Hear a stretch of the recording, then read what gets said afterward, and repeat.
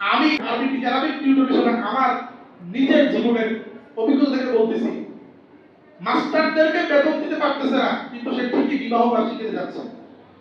বিবাহ অনুষ্ঠানে যায় 1000 টাকা, 2000 টাকা, 3000 টাকা, 500 টাকা মাইক পর্যন্ত দিয়ে আসে উপহার স্বরূপ। কিন্তু ইমাম সাহেব অথবা মাস্টার, বাংলা পড়াচ্ছে ওই মাস্টার, ওই ইমাম সাহেবের বেতন 1 মাস 2 মাস ধরে বন্ধ, দিতে পারতেছে। এরকম অহরহ ঘটনা আছে। তা আমরা আমাদের উৎসবের জন্য লক্ষ লক্ষ টাকা খরচ করতে পারি, কিন্তু দিনের জন্য আমরা আসলে আমাদের হাতগুলো চুপসে যায়।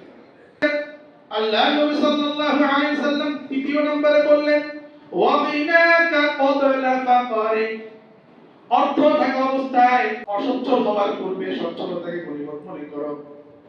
অসচ্ছল হওয়ার পূর্বে সচ্ছলতাকে পরিবর্তন করো।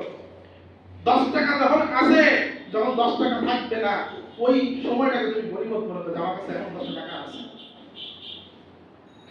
অর্থ যখন থাকে, আমি অর্থকে নিজের কাছে কি করি, জমা রাখার চেষ্টা করি, দেনা আছে উল্টা পাল্টা খরচ করার চেষ্টা করি, টাকা নষ্ট করি। ভালো কাজে তো দেই না, ভালো কাজের জন্য 50 টাকা, গান বাজনা মিউজিক যেখানে বাজে সেখানে দিয়ে 1000 টাকা। শুধু এরকমই না, এরকম আরো অনেক উদাহরণ দেওয়া যায়, উদাহরণ শেষ নাই। মাদ্রাসার স্টুডেন্ট দিয়ে আরবি পড়ানো হয়, বাসায় উপরে বক্তব্য পড়ানো হয়, মসজিদের বক্তব্য পড়ানো হয়, বাসায় নিয়ে আরবি টিউটর দেওয়া হয়।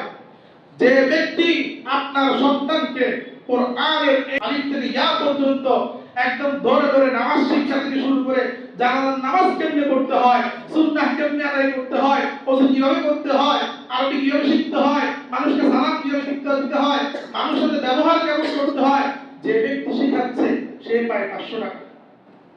আর যে ব্যক্তি অঙ্ক শেখায়, যে ব্যক্তি গ্রামার শেখায়, যে ব্যক্তি বাংলা শেখায়, সে পায় 5000 টাকা। আসলে না?